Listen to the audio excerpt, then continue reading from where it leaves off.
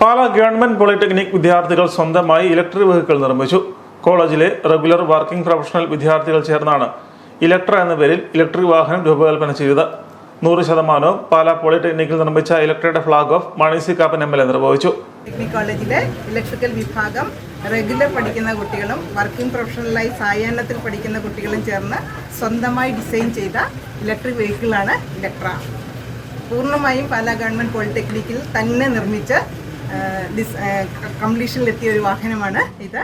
കുട്ടികൾക്ക് പുതിയ ട്രെൻഡിങ് ആയ EVയുടെ ഉൾക്കള്ളികൾ എന്താണെന്ന് അറിയാനും അതിൻ്റെ സാങ്കേതികവിദ്യ പഠിക്കുവാനും വേണ്ടിയിട്ടാണ് ഇത്തരമൊരു സംരംഭത്തിലേക്ക് ഞങ്ങൾ മുതിർന്നത്.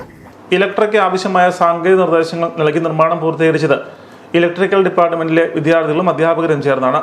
അധ്യാപകരായ Nevin Jose, Jerin Joy, Deepak Joy, Lallimol K Johny, Babitha T Abraham, Ashraf MK, Balu R Nair എന്നിവർ നേതൃത്വം നൽകി.